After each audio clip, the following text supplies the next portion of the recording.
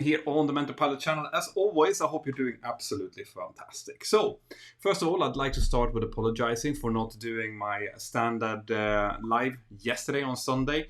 Those of you who are following me on Instagram, which I hope that you all do, knows that my wife had her birthday yesterday. She turned 25.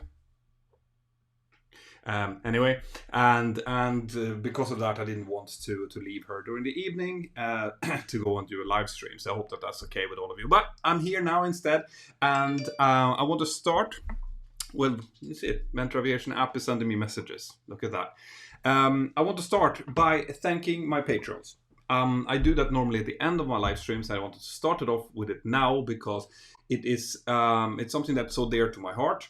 And there's been such a huge uptick in the number of Patreons lately.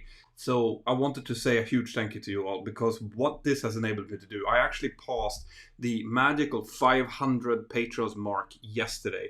And what I said that I was going to do and what I will do is when I'm past that number, then I will be doing a little bit less sponsored content. So it enables me to do other type of videos. Like maybe you saw the video that I did on Saturday, the video that I talked about how you guys should be facing this crisis right now, what you guys need to think about. Those kind of videos, I know that they won't be, viewed by hundreds of thousands of people. Most people who sees that in their notification bar, they will just click it away. But those of you who really need some inspiration right now, who needs a little bit of structure to how you are going to deal with the current crisis, you will watch it. And those really are the one that's really what matters to me. And I'm so glad that my Patreon crew are enabling me to do that, because they are providing some financial support to the channel, which means that I can spend time doing those kind of videos. And not maybe videos that are a little bit more kind of crowd pleasing that I know more people will watch, but maybe it's a little bit less interesting for me personally. So a huge thank you to every one of you out there who are part of my Patreon crew. You know who you are. We've had some great hangouts on Zoom lately as well. So great to be able to see people face to face. That's something I do through my Discord server as well. So if you're thinking about, supporting the channel, then just go in. It doesn't matter if it's $1 per month or if it's $3, $5. If you get the $10 per month support, then you also get the premium membership inside of the Mentour Aviation app as an extra perk. But yeah, that's all I wanted to say, guys, really. So the way that this works, guys, is as always, I will try to answer as many questions as I can and talk about aviation and kind of like, drink a cup of coffee with you. That's how it's supposed to feel like. Like what I really want these live streams to be like is you guys hanging out with me, having a cup of coffee, talking about whatever aviation subject that you want to talk about. So let's see, I already have some super chat questions. I'm going to try to answer some questions from the normal chat as well. And I think my wife said that there is a famous Catalan movie that's on in like 45 minutes, which I'm going to have to leave for. So we're going to have to hurry it up a little bit more than what we normally do. So let's see.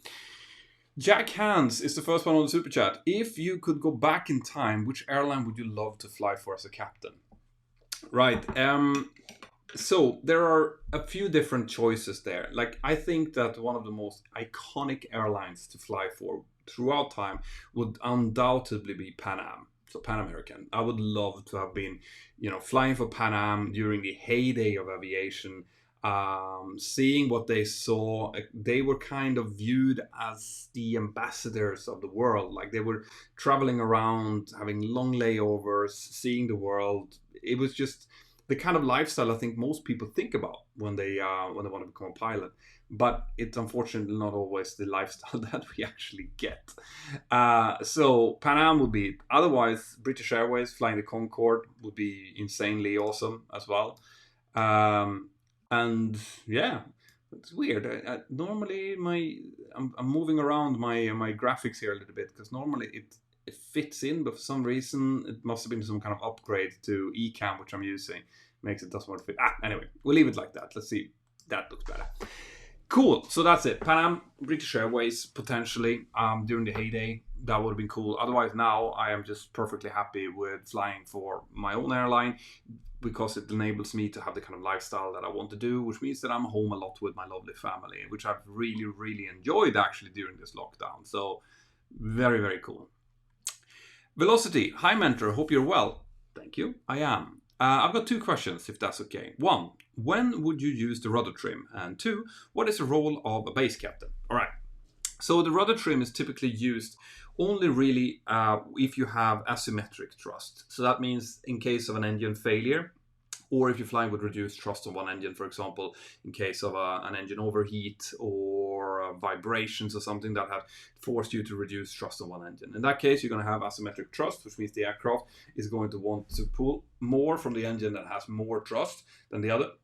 In that case, instead of sitting with a constant amount of rudder put in order to kind of keep the aircraft straight, then you just use the rudder trim and you trim it a little bit. So the way that you do that is you will sit with the yoke, something like this, right? If you don't put any rudder in initially, you will sit with the yoke like this, and then you put in enough rudder with your feet in order to centralize the yoke.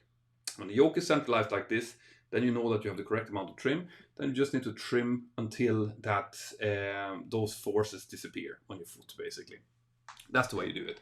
So that tends to be the only time that you use rudder trim. We do use it a little bit as well if you see that the aircraft is not properly trimmed, as in sometimes there's a little bit more drag, there's a tiny little bit asymmetrics in the aircraft. It happens from time to time that you just have to kind of put a smudge of rudder trim in order to get the aircraft perfectly in trim. The way that you would see that the aircraft is not properly in trim is that you're flying along in cruise and you see that there's a small displacement on the yoke, right? Then you know that, okay, so we probably need to trim this aircraft a little bit. And what you do then is you go heading select, because you can't be in LNAV, because LNAV can suddenly turn and you don't want that. So you put heading select, keep yourself on the same track, you leave it for a few seconds so the aircraft can stabilize itself, and then you see how much you have, and then you just give a little bit of a click of rudder trim. You see what happens to the yoke. The yoke is centralized, and also really importantly, you look at the heading bug and the heading indicator in your primary flight display. So those are supposed to be perfectly matched, right? If they're not, that means that the aircraft is not really in trim. So then you continue a little click. But remember that it's really powerful, the trim, so you don't have to move it much. When it's back in trim again, everything is nice, and the heading bug matches the heading indicator perfectly, and the yoke is centralized. Then you go back to LNAV, verify LNAV on your FMA, call it out, and off you go. Right?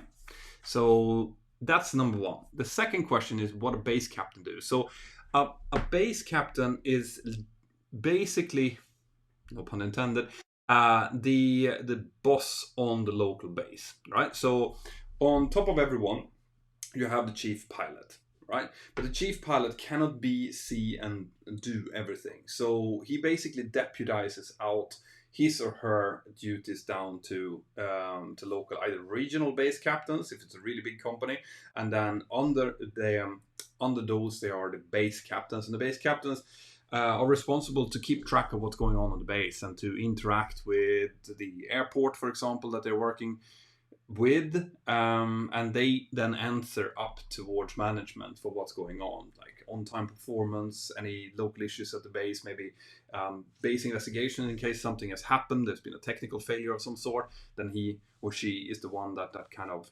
deals with that. So picture your boss at your local office. That's your base captain. So he's my boss. I am the base TRE at my base, which means that I am responsible for whatever is training related. And my base captain, he deals with more of like a base oversight, but I'm just focusing on training and my line training captains and the line training that's going on at the base and so on. So that's it. Great question, by the way.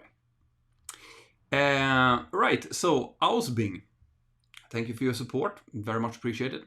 How do you see the future of Bromma and Skavsta Airport? Are any of them at risk of closing due to the current crisis? I know that Västerås Kommun wants to close Västerås Airport. Yeah, so These are local small Swedish airports that are located just outside of Stockholm, within about 100 kilometers of Stockholm. They have been used by mainly Ryanair as destinations, and they now, because of the crisis and because of other, kind of reasons, they Ryanair has gone out. I think they don't fly into Västerås anymore, and they recently closed the base in Stockholm Skavsta, and because of that, there's much less traffic. And of course, especially in the times that we're living in right now, that doesn't work very well. They were hardly making any money before, and they're definitely not making any money if their biggest customer disappears. So the answer to that is, I think that they will. I mean, Västerås is going to close. I think that has already been that decision has already been taken. Skavsta, I don't know. Skavsta has more traffic around it, more airlines flying there. So hopefully they will keep open, because I mean, I was based in myself for an airline for a while, and I loved it. Like, it was a very, very nice, nicely run base. I love the people working there. They're brilliant people. So I hope they keep open. Now, Bromma is living on borrowed time as well. Bromma is bang smack in the middle of Stockholm. And because of noise and environmental reasons, eventually they're going to have to close as well. But we'll see how long that actually takes. They might keep open as a hub for like private jets and stuff for a while, that actually can do the noise restrictions. Man, it's really bugging me that the graphics is out. Dominic, if you're watching this, I have a new job for you. Anyway, let's see. Maybe I can sort it out. Wait. No. Oh man, it's really bugging me out that this is not to size. Wait. There we go. I might have fixed it. Cool. So Oscars Nomanis. Hi Mentor. How do pilots manage to stay focused awake, especially after 2 to 3 hours of cruise flight?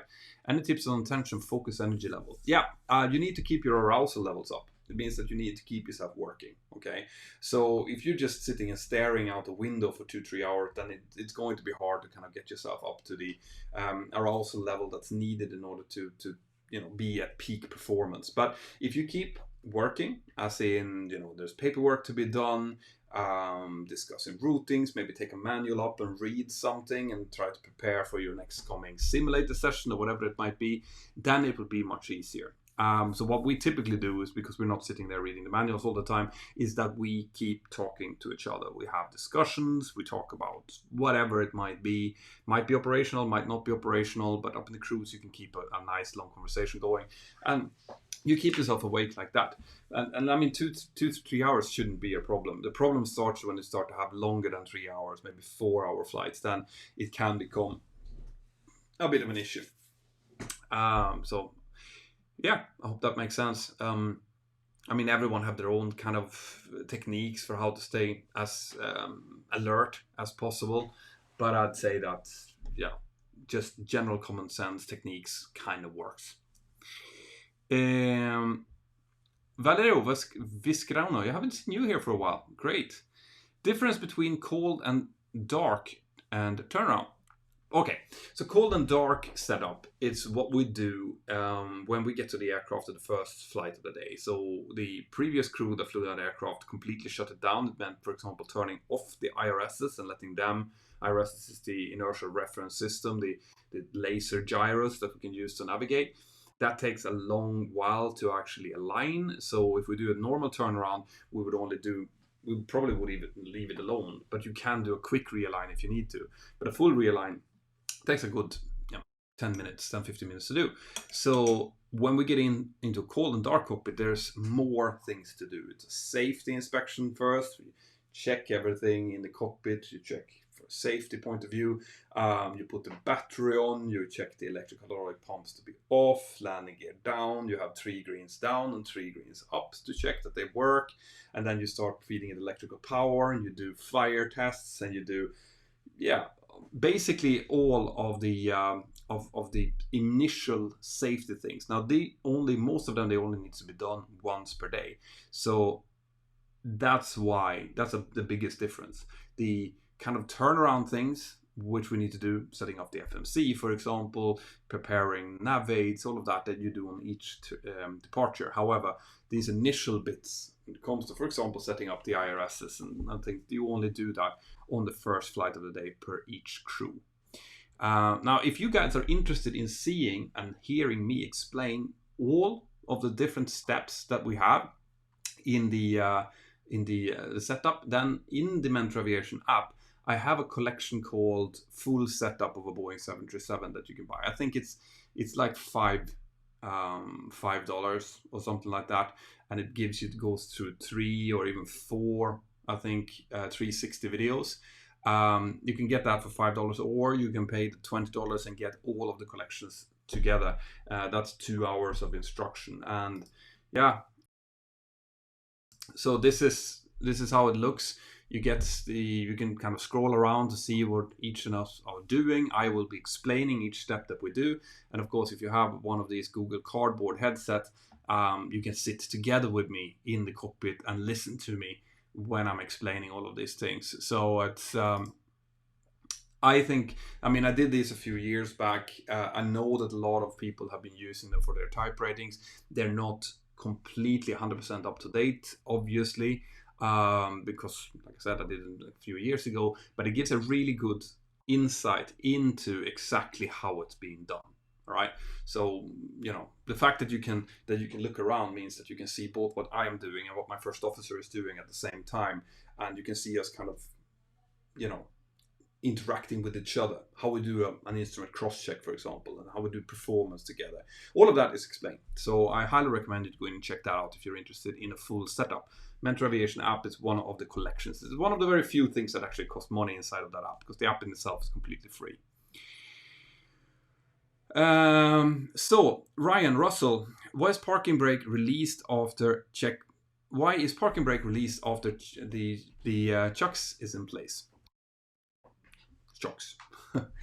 Yeah, that's a great question. It kind of feels a little bit counterintuitive. So what we do when we park the aircraft, especially if it's going to stand for a while, is you park the aircraft up, the ground crew comes in and sets chocks. Those are kind of like big rubber things that keeps the wheels from moving. They need to set them both at the nose wheel and at least one of the main gears. Normally, they put it behind both of the main wheels as well, so the aircraft cannot move. And then the pilots release the parking brake. Now, during the turnaround, we release it for one reason, and that is because when you release the brake pads, it means that a little bit of air can flow through the brake system, and it cools down the brake discs. Okay, so during the turnaround, you need to do that in order to reduce the temperature down for the brake discs to be as effective as possible when it's time to do the takeoff again, right? So for brake cooling. After the last flight of the day, we also do that. We also release the brakes, but that's for a different reason. That's because you want to make sure that when you release it, the aircraft doesn't move, right? And then you leave it like that. Because if you've set the brakes and then someone has forgotten to put the chocks in place, you didn't check it, you walk away, what happens is that the parking brake basically just capture the brake accumulator pressure. Right, because the hydraulic pumps are off now, so you don't have any hydraulic pressure. So it's just capturing whatever pressure that you have.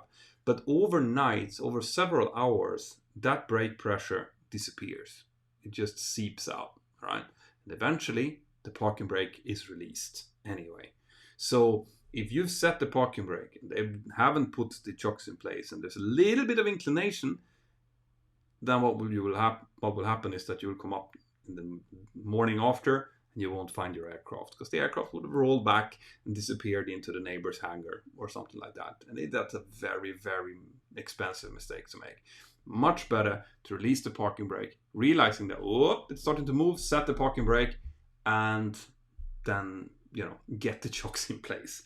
So this has happened, right? This isn't not just me making this up. This has actually happened. We have had aircraft in different airports around the world that have done exactly that. Basically, the aircraft has been rolling away by itself. It's incredible to hear, but it's true. Now, someone said nice shirt, so I have to show the shirt. Right. Positive attitude. This is what I want all of you guys to have. all the time. All right, especially now, it's really, really important. And of course, there we go. Well, you're part of the Mentour crew, and I also want you to feel absolutely fantastic. So this is part of my merch that I've created. I've had a lot of people asking me to create merch. So me and my brilliant designer Dominic have been making up all sorts of these T-shirts. We have a really cool one which I'm going to show you soon, which is called High Life, where basically you're coming in watching down at 4 white poppies. So that's also, if you go to, I think there are links in the description or below this video somewhere, or I think also in the top of the chat you have a link to this particular T-shirt if you guys are interested in buying it. But yeah, I just did it because people were asking me to do cool stuff, and I love doing this. Actually, it's really nice and comfy as well, I have to say. Cool. Right, so I'll take some questions from the normal chat here as well before I continue with Super Chat. Watching from Eskilstuna in Sweden. The time is 22:20 right now. Same here. I'm down in Spain. It's 22:20 here as well. Great to see. Eskilstuna. I've been landing in Eskilstuna a lot. I did my training in Västerås, and we used to fly over to Eskilstuna and do touch and go landings on the local airfield there. So I've been in Eskilstuna a lot. That's beautiful. The whole area there, I mean, brings tears to my eyes thinking about it. I remember so vividly the first time that I flew into Västerås again with the 737 after I've done my training there. Now that was a cool feeling, guys. I highly recommend that, because that, you know, you've been sitting and you've been like pumping NDB approaches into runway 01, which we had there in Västerås. And doing like, you do an NDB approaching from one direction, and you do a go around, you do a VOR holding, and you come back in for another approach from the other runway just to practice. And you remember how that felt. And then all of a sudden you're coming in with the 737 with a nice FMC, with everything preset, flying LNAV, VNAV in towards it. And it's just such a cool feeling. I so wish that all of you guys who are watching this, who wants to become pilots, have the chance to get that feeling. All right, it is the best. Oh, hey from Malmö also. There's a lot of Swedes here today. That's great. Admiral Riker is asking, hi Mentor, hope you and your family are doing well. Just curious, as nervous friend who is due to fly later this year, as long as the lockdown are lifted, but how long does the HEPA filters last? Don't worry about that. The HEPA filters, they are, especially now, everything that has to do with air quality is going to be really, really tightly observed, all right? I think that, first of all, I did a video on this. I want your friend to have a look at air quality in the aircraft that I did, because it will tell you that the air quality inside of aircraft is actually as good as in most hospitals, because it's getting exchanged every 1.5 to 2 minutes completely. So it's just very small part of the air that's being recirculated. And also, this is something that not a lot of people think about, but it's actually true.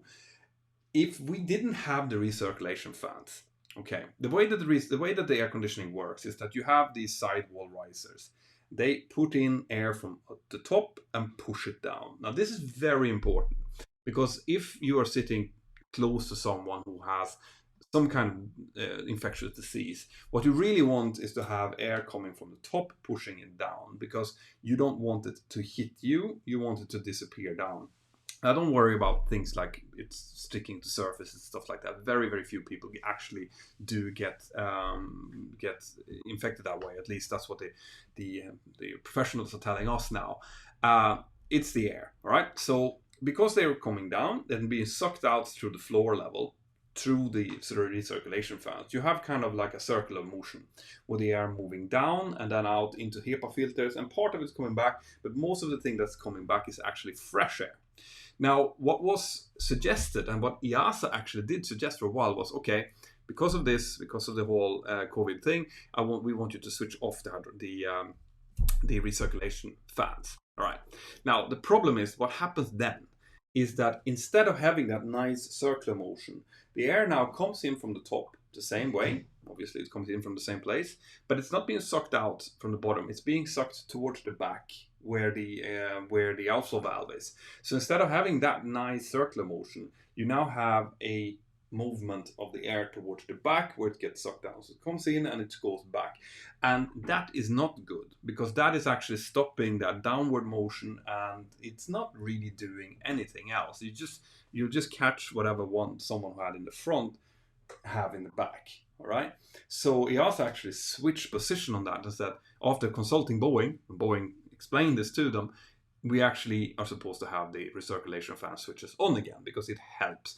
It helps these viruses get stuck in the HEPA filters. The HEPA filters are being checked and is being replaced whenever they need to. I don't know how often they do that, but these are the kind of things, like it's so easy to come in when you don't know exactly how things are working and tell people this is how you should be doing it. All right. And then it turns out, after just having looked at how the system actually works, that, actually no, let's just do it the way that we've always done it. So tell your friend to look through that episode that I did. I probably will do another episode on something similar soon. But air quality inside of aircraft, I mean, it's all going to be down to screening in the airport. It's going to be down to people wearing masks and actually observing the normal kind of health recommendations of cleaning hands and stuff, and hand sanitizers. That's all we could do. It's still going to be people. There's going to be a lot of people in an aircraft. It's as easy as that. But I'm going to be flying. I'm not going to be worried. I don't think that you guys should be either, provided that everyone follows these guidelines and don't do something stupid like have a fever and go for a flight anyway. Those times are over, guys.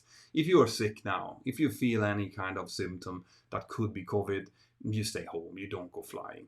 All right, it's going to be very hard for you to motivate for the authorities that will ask you who you might have. You know, if you turns out that you are a bearer of this and you go traveling, and then they find it out, and they're going to have to start tracking who you might have been in contact with. If you say that you've been in an aircraft, it's going to be very hard to explain that. So just, apply your common sense, basically. Man, that was a long answer to a relatively short question. Okay. I'm a lot behind on super chat questions here. So, hi Petra, Pan American in the late 50s with the introduction of the 707 and the thoughts of and all through 1960s. I remember the Beatles flying on Pan Am. Exactly, that's why I would love to have flown for Pan Am. Coolest thing. Wide World West is asking, after my flight training session this weekend, my wife and I ate inside a restaurant. I never knew I would be that excited eating inside of a restaurant. What is your favorite thing to do in the layover? Take care. I don't have many layovers. That's the thing. I come back home to my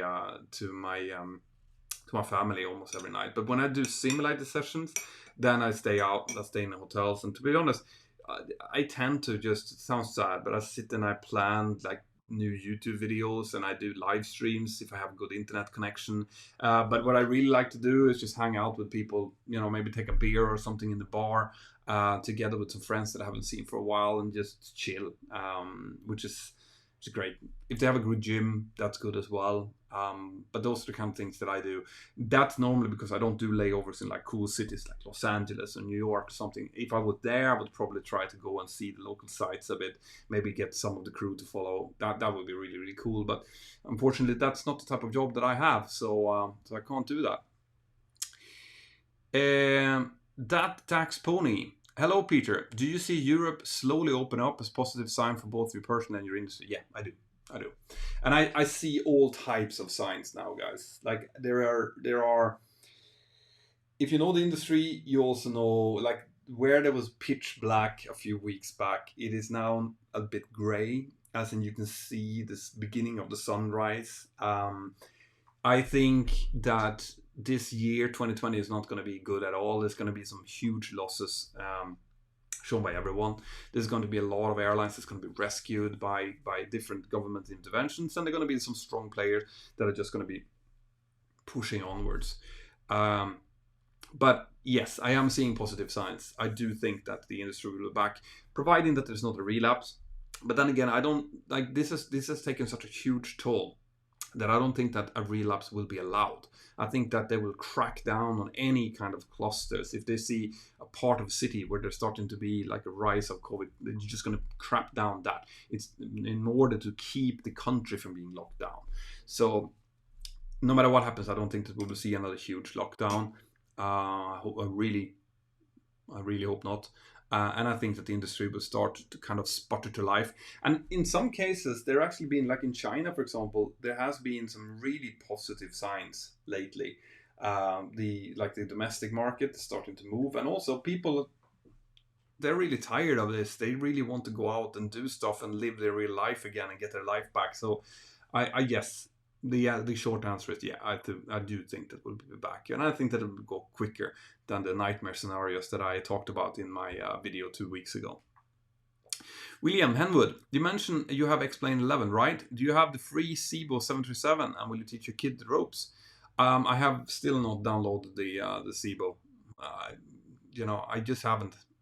I don't know why. I'm gonna try to do that actually, because my oldest kid, Lucas, he really loves flying around in the Explain. So yeah, I'm gonna try to teach him. And remember, like, on Skillshare, I've been doing. I know that, and this is not a pitch, by the way. This video is not sponsored by Skillshare, but they do have that course where you have an actual flight instructor that teaches you how to prepare for your PPL. So it's a real course to go through. I don't know how many. I think it's like 15 video courses where he goes through, like, okay, so here's how you set it up. Here is what you think about on the Cessna 172. This is how you do a traffic circuit. And he goes through just like he would in a real aircraft. And you can use your X-Plane or your Microsoft Flight Simulator, whatever it is, to follow his advice, which is really cool. And if you are like in the beginning of this and you want to do it seriously, then definitely you should do something like that. I think actually it is a really good way to prepare for your PPL as well. So check that out. If you use the links that I've had, like in my latest video, for example, which sponsored me, you do get 2 months for free. So you can go and you can check it out and see if it's something for you. And if you don't want it, that's it. You don't lose anything on it. Todd Citron, Todd, you're on fire today. Hi, Pettit. Thank you very much for all you do for the aviation community. I had influences in my life that made me realize my love for flying. Well, thank you. I mean, I do this for you guys. And if you weren't here, and if you guys didn't appreciate what it was I was doing, I wouldn't have been able to do this for, 4 or 5 years or whatever it is that I'm doing this now. It's you guys. And the fact that I've managed to build a way to survive on this. Like, this is what I can do now. I can actually, if I would lose my job, which I still might do. My company is still talking about firing a lot of people in Spain, where I'm based. So we don't know who is going to be affected by this. But I could right now keep my family alive on what I'm doing here on YouTube, and that is largely down to my Patreons. Once again, let's see there, Patreon. Consider going in there and supporting if you like what I'm doing. And my sponsored videos. YouTube helps as well, but to be honest, YouTube income has gone down with almost 50% since the start of this, because there's so little advertising going on compared to before the COVID, and I understand that. So my Patreon crew has become really, really important, and so have my sponsored content. Because without that, I wouldn't be able to survive on this, which I am at the moment. So very, very cool. I'm so happy to have a second leg to stand on. And that's also one of the things I talked about in my video on Saturday, that you have to create some second leg to stand on, at least have the ability to go back to something, or like a backup plan in case you are in flight training right now and it's going to take you a little bit longer to get that first dream job. Maybe before you thought that you were going to get the job within like a few months because there was a lot of airlines hiring, but now they're not going to be, so now there's going to be a longer wait. So you need to figure out how to keep yourself sharp and how to keep yourself financially viable. All right, it's really, really important. Pranay Wardhan, how do crew members, especially on the international sectors, stay on top of their physical fitness? I think there's a lot. I think basically the gyms at the hotels were made primarily for flight crews. Like, you do have to go to the gym. You have to keep yourself fit, both because you need to keep yourself fit in order to be mentally fit, but also because of your body. Like, for example, my back is not good at all. I think you know, if I do something more to my back, I'm probably going to have to take an operation. I've lost all of the what's it called? You know, the soft stuff in between the vertebrae that's supposed to be kind of like cushioning them. My last two, they're gone because I've been sitting down and I've been sitting in the wrong position for so long, and that is because partially because I haven't been working out the way I should, and I haven't been taking care of myself as much as I should, because you do sit down a lot, and that's when you end up here like me, 38, and with those kind of problems like you wouldn't have until you're supposed to be like in your 60s or something. So yes, you have to take care of yourself, and it's up to you to do that. No one is going to do it for you, unfortunately. Todd Citron. Again, Todd. Hi, Petter. Today, most importantly, I want to wish your beautiful bride, Sandra, a very happy birthday. She's an amazing woman, wife and mother. I hope her birthday is absolutely fantastic. Yeah, it was her birthday yesterday, so today is the day after her birthday. Now, she likes to for me, to celebrate her birthday the day before, on the day, and the day after. So today is birthday dagen, like it's the day after. Basically, she kind of do the Christmas thing where you have like Christmas Eve, you have Christmas Day, you have the day after Christmas, and you have 13 days after Christmas. She does the same, but with birthdays. She's lovely that way. But I will tell her. I will send your best wishes to her. Thank you very much. Grant Rennie, thank you for the pizza. I definitely need it. Todd again. Hi, Petra. I'm curious if you've had a chance to get back into the sim yet. Do you have any dates yet for sim training? How many hours do you expect? In fact, just today, I heard from Rostering, and they were asking if I could please come and do some sim. So it is likely that I'm going to be in the sim quite a lot during the coming weeks. And so if you don't see like 2 videos a week and 2 live streams a week, that's because I'm back in the sim. So I don't know how I'm going to aim to continue to produce one video a week again, like I've done before this. But if I foresee a huge need in the simulator for the coming months, okay, because all of these crews that now have gone out of 90 days checks, for example, or LPCs and OPCs, they're all going to need checks. So it is very possible that will happen, and I'm one of the few people who can do it down here. But I haven't gone into the sim yet. But I did though. Today I did my extension check, which meant that I was called up by a type rating examiner and I was grilled on technical questions and questions about malfunctions and things like that to make sure that I had what it took.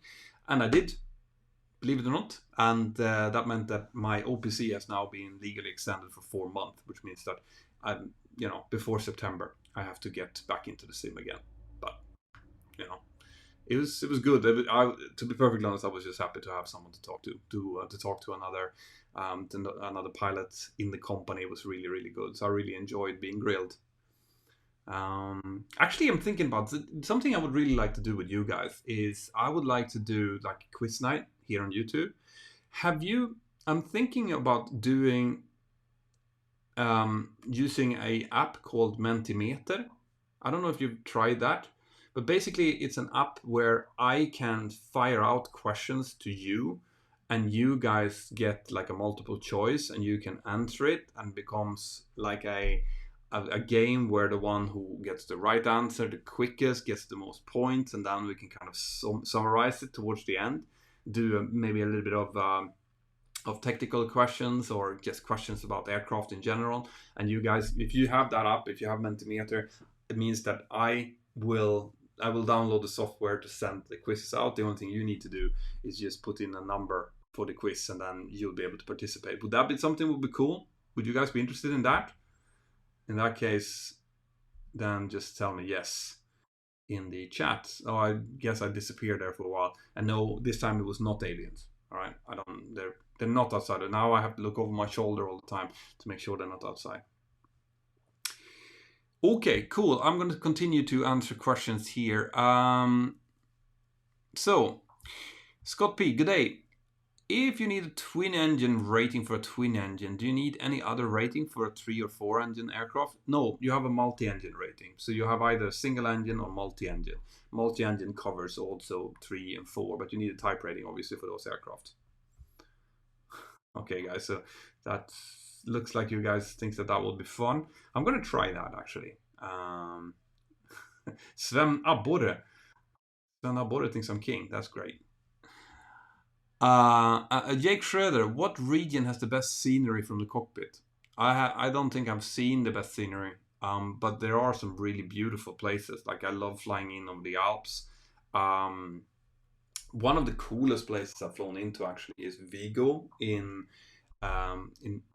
western Spain, close to the Atlantic coast. I've done an approach into Vigo, and if you haven't tried that approach, you should. If you're flying X-plane or whatever, go and try Vigo. And fly in there. Like it's crazy. You land, you do this beautiful approach. It's like flying into Narnia or into the Shire or something. And then you land basically on a mountain. So the runway is nestled in between the mountains. You land, you taxi out, and when you taxi into the apron, you're basically in the town. Like you could see, I could look out on my left window, and I could see people having coffee at a cafe in the middle of town. Like that's how close you are to actual Vigo city center. It's beautiful. That's probably one of the coolest ones. Check it out. See here, this is me again. So your question didn't come through. I'm sorry for that. I guess you had something that you wanted.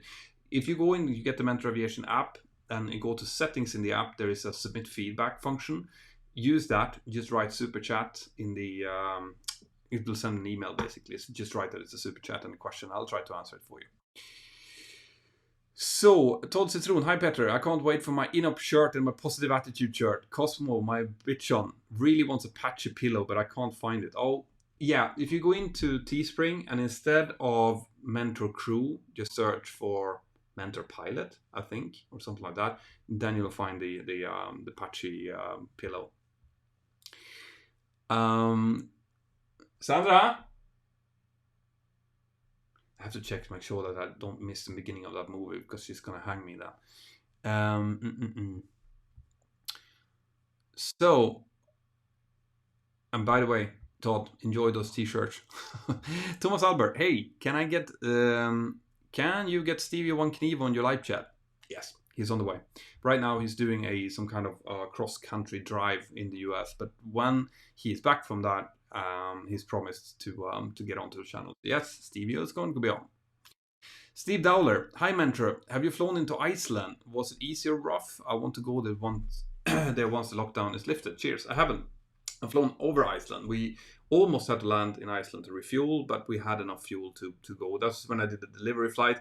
By the way, if you follow me on Instagram, you would have seen that the picture that I took as we were taxiing out from. Actually, not me. There was another person on the jump seat that took that.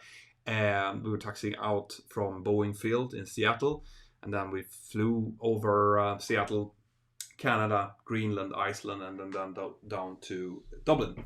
So we didn't have to go down and land and refuel in Iceland, but that was one of the plans if we had less tailwind. Pitbull Roti. Hi, what's your choice of flight sim for someone that can't afford a Boeing flight sim? Most realistic navigation, physics, sound, best graphic. I am not a simulator guy. I really am not. I know their PDMG, I think, is supposed to have some really good stuff. Of course, X-Plane as well, but that does cost money. And I think that if you're really looking for some proper cool scenarios and stuff, of sceneries, I mean, then the new FS 2020 that's about to come out is probably going to be your best bet, but that's also going to cost you money, of course. Mark Van Loo, thank you for your support. Brubulus Bungamulus. Bugamulus. Brubulus Bugamulus. Have you ever done a complex visual on the approach? Let's see. Okay, apparently I have some problems with my internet connection here.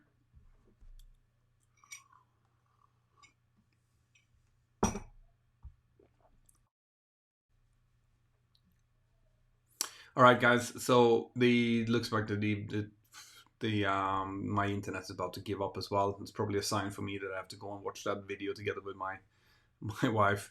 And if you're just watching me drinking coffee now, that's because my internet gave up for a while. I see here that Mr. Abborre asked what hockey team I am with, and of course it's Modo.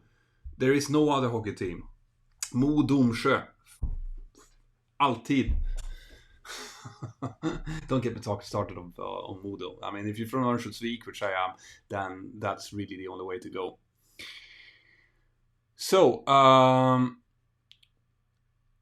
Todd Citron, haha, Peter, I'm giving you a Patreon pay rise, I promise. You're an absolute best. I hope someday we can fly together. I'll even fly to Spain. Of course, Todd, just let me know when you're coming over.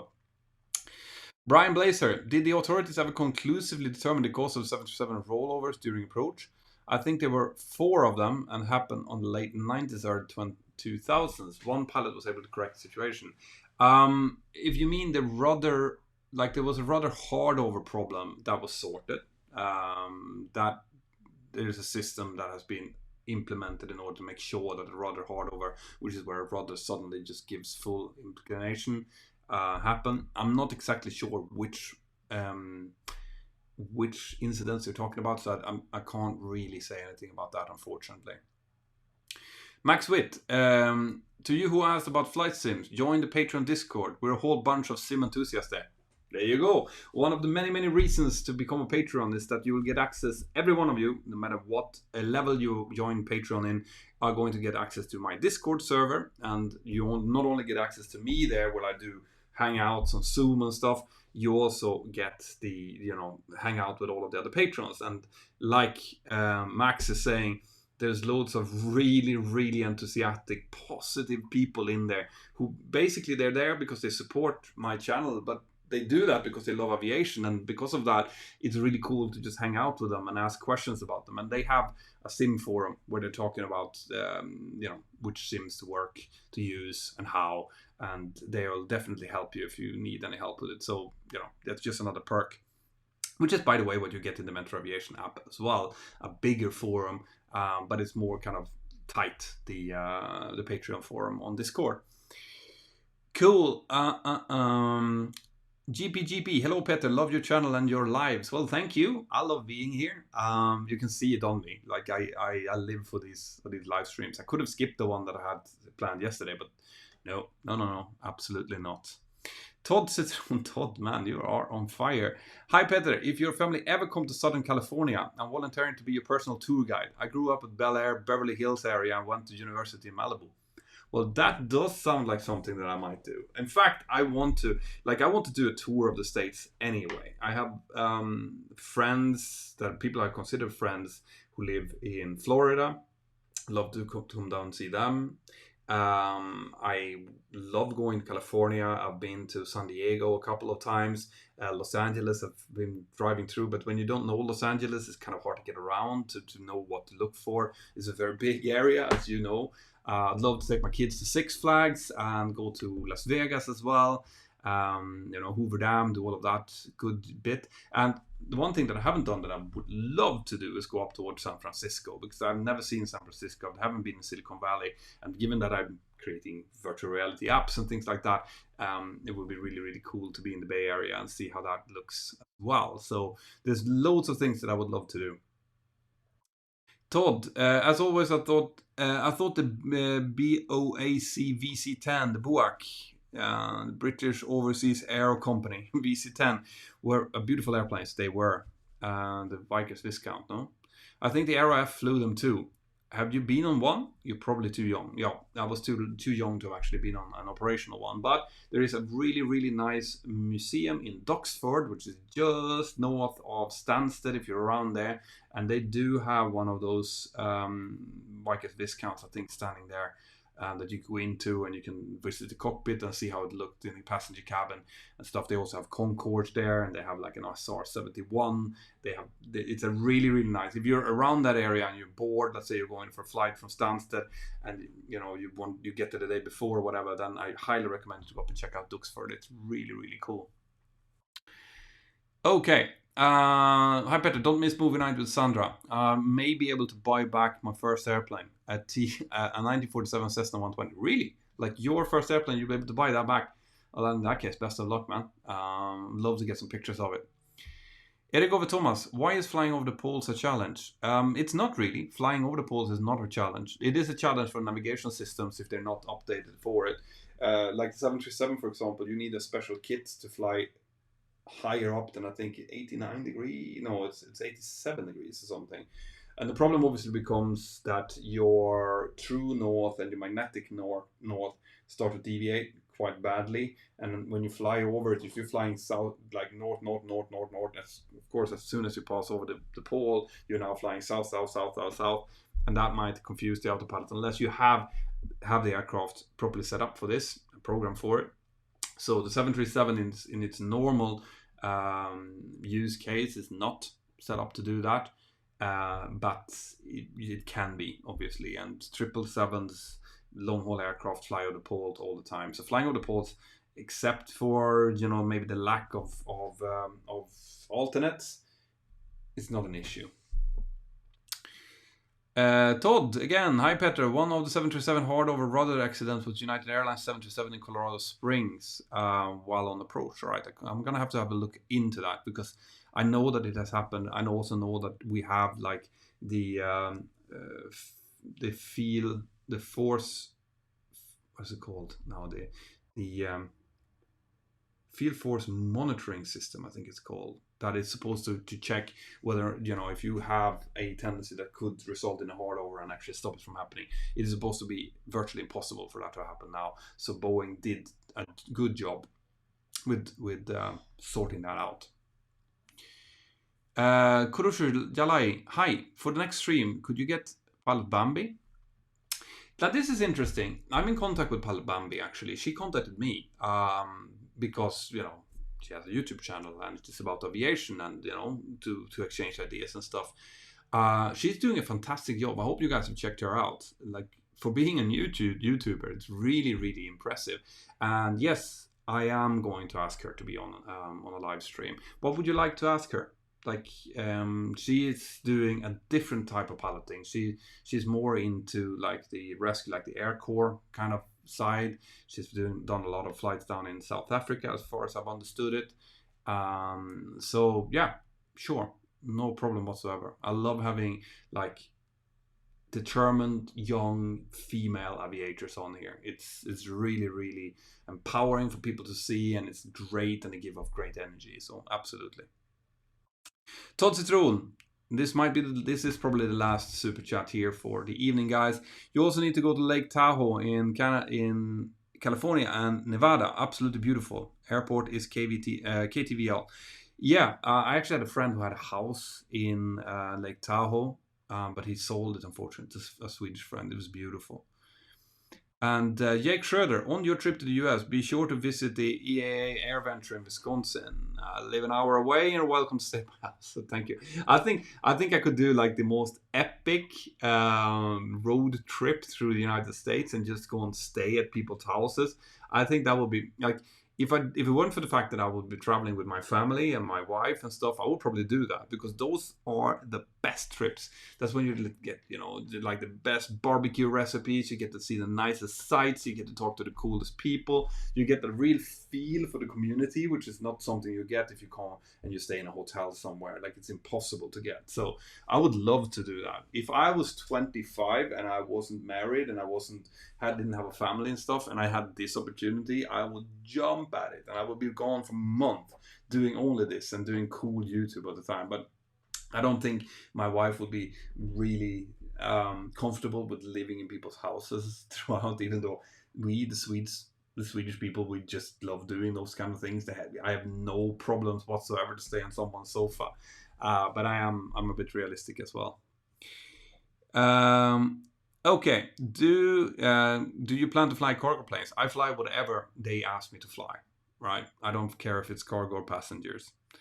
And Todd is sending, I'll send you the pictures on your email. Me and my uncle, a Falcon 20, 50 900 EX, 7X pilot restored, and oh, very cool. I love to see that.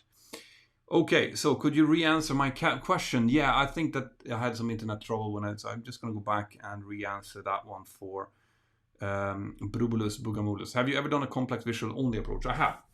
I've done some visuals into, we used to do one into, I think it was Alicante. That's quite a lot of mountains around. You have to be very careful with the visual approaches into that place, but you can save a lot of time by doing a visual approach. Malaga, I think I've done as well. We do visual approaches into, where else have I done it? I think Toulon in France, which can be really tricky. And then, I mean, I can't remember them all, but there are quite a few that can be quite tricky. But they're not that tricky once you have pre-briefed them. That's the thing. And you have to. Like, there's no such thing as just disconnecting the autopilot and just kind of wing it. In this occupation, nowadays, you have to have pre-briefed it. You have to set up, configuration points so that the pilot monitoring knows what you're doing and when you're doing it, so they can monitor it. So it's not high chaparral anymore. It's not the Wild Wild West. Cool. So last question now before I have to go. Todd is saying, take care, go watch your video with Sandra and enjoy the movie from Pranay Virdan. Stefan Sivkovic, hi Petra, have you ever been to Canada? If not, where would you visit? Lunch on me if you come to Toronto. I've been to Whistler, all right? So I've been skiing in Whistler, or snowboarding actually, which was beautiful. And I love Canada. Canada is kind of like Sweden on steroids. Like we have a forest, they have huge forests. We have nice mountains, they have beautiful mountains. We have small bears, they have big bears. We have fairly big salmon, they have huge salmon. So Canada is a place that I'd love to go and visit actually. Like I was really impressed by Whistler. I was really impressed by the skiing there. I'd love to go again and see. There's so many places I would love to see. And Sandra Starambovsky, thank you very much. That is the last super chat question, guys. I will take just a few questions here from the normal chat as well. Jack Schroeder, I live only 30 minutes on Wisconsin. So you see, you're making friends here on my live stream. That's what I want to see. So bummed that AirVenture is cancelled this year. I know. I wanted to come as well. And next time, I really, really want to go to AirVenture as well. I hope that everything is over by then so I can come and visit. And on that bombshell, guys, thank you very much for being here this hour. I love having you here once again. If you really want to support the job that I do here on the channel with my videos and everything, then consider joining my Patreon crew and joining up.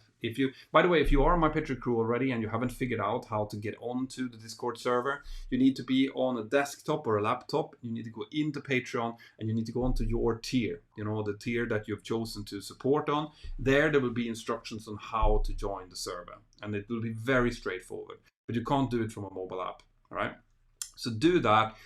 Thank you very much for being here, guys. It's been an absolute pleasure as always. Take care of yourself, stay safe, and I'll see you next time. Bye-bye.